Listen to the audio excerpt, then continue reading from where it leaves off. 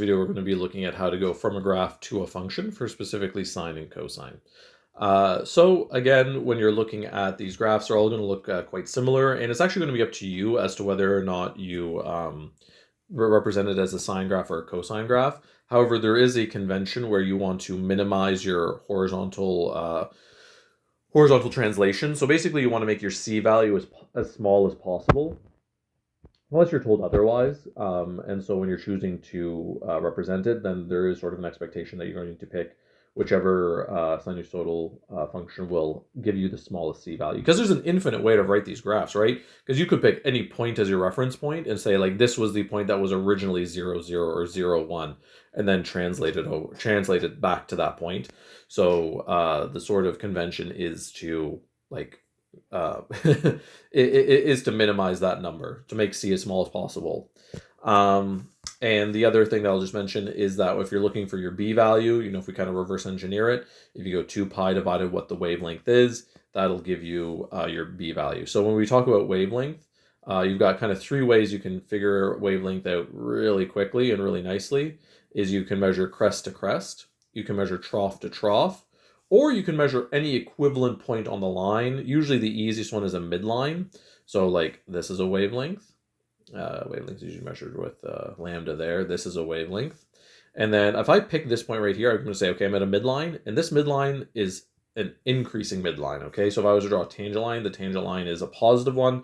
It is going up. So I do have a midline here, but this tangent line is a negative. So this clearly isn't an equivalent point in the graph. So I have to keep going along my graph until I get an equivalent point, which would be this one right here. So again, this number right here also yields the same one. So I know my graph clearly isn't drawn perfectly here, but if you look at any actually technically drawn correct graph, going from crest to crest, trough to trough, or in my case right here, midline to midline is acceptable. You can also pick some random other point too, right? And pick the equivalent. So if I'm like, hey, I'm going to pick this point right here, you just have to go find that equivalent point on the next curve over, and that will also be lambda. It'll also be your wavelength.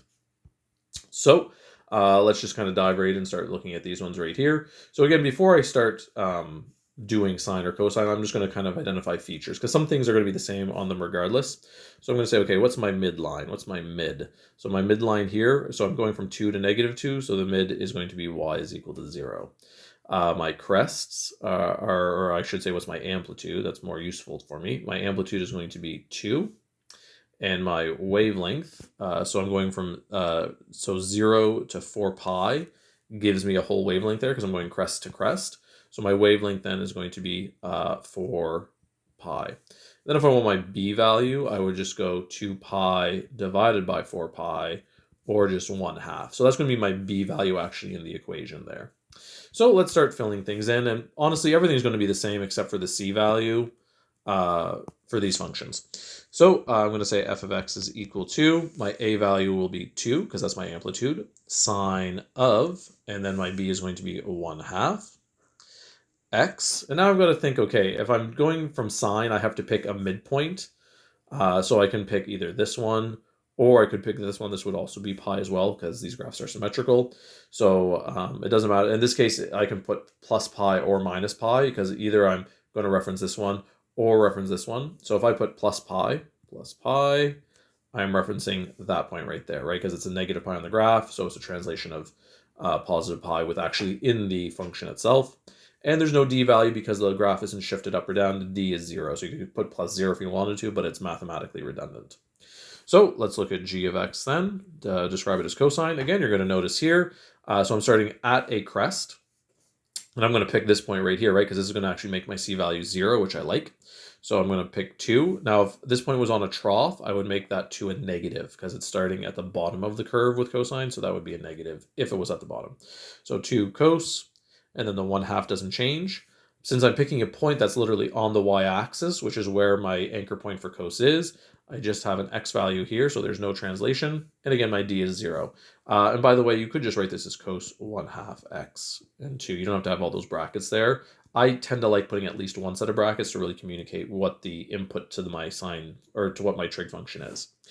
All right, so that's the first one. Let's look at this one right here. And again, I'm just going to do a bunch of examples there, so feel free to pause the video and try them yourself, or skip through this stuff if you're feeling confident already. So again, I'm just going to identify what some of my key features are. So where's my midline? What's my amplitude? What's my wavelength?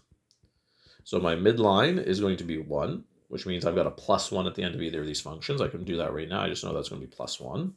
My amplitude, so I'm going from 1 to 3, which means my amplitude is 2. Okay, so again, I'm going to lead with 2 in both of those cases. And for wavelength, I'm just going to go crest to crest since it's nice clearly labeled. So I'm going from pi thirds to pi, which means my wavelength is 2 pi thirds, right? Like if I'm starting at pi thirds and I end at pi, I need another 2 pi thirds to get to pi. So 2 pi divided by 2 pi thirds is the same thing as 2 pi times 3 over 2 pi.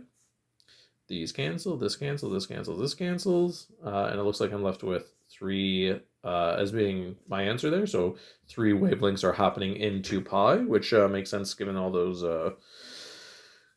thirds. Let me just double check this right here. 3 divided by 2 pi thirds. 2 pi reciprocal is 3 over 2 pi. Yep. And so I'm just going to start filling things in. So f of x is equal to 2 sine. My b value is 3. By the way, when our b value is larger than 1, we do expect like a higher frequency, a higher oscillation, and that is what I'm seeing, especially when you compare to this one. Because here your b value is 1/2, so it's stretched out. Only half a wavelength is occurring in 2 pi, whereas here 3 wavelengths are occurring. For sine, I'm going to pick the closest midline point I can. I can see I've got a pi 6th right there, so I'm just going to go x minus pi 6. Close, close. And by the way, if I'm referencing this point, it is opening up from that point. I should be clear. Yes, and it is opening up from this point right there too. So because it's opening up from that point, then I have a positive 2. I'm picking a point that, is a positive opening up point to reference. And then I've got g of x is equal to 2. And what am I going to reference here? Ooh, it looks like I can reference right on the axis there again, which is what I like. However, since I'm at the trough, I'm going to make that a -2. Cos, my b value is still 3. And again, I don't have a c value. I can just close it like this. And this one can be, of course, moved over and be closer to actually look like a normal function. So -2 cos of 3x plus 1, or this one right here. And by the way, these are both representing this function, right? They are both clear ways of representing it. If on a quiz or a test or you're asked the best way, you would pick this case because, again, you want to minimize that horizontal translation. And let's look at this one. So again, I'm going to determine the function from the graph. So let's just start finding amplitude, midline, my wavelength. So my amplitude going from -2 to 1 is just 1.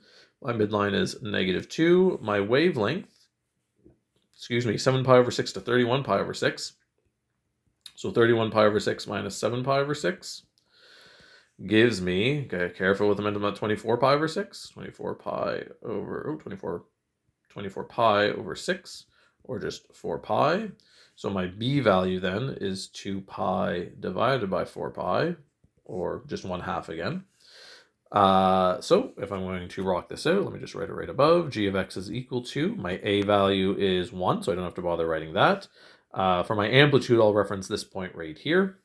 And so I've got my a value 1, cos of 1/2, and then x minus 7 pi over 6, close, close, and then minus 2. For my sine, I'll go f of x is equal to, my a value is 1, so don't have to bother writing that. Again, I'm going to reference this point, which is opening up, so that's great. So sine of 1/2, x minus pi over 6, close, close, and then minus 2. All right, that's it for this video. I'll see you guys in the next one when we tackle tangent.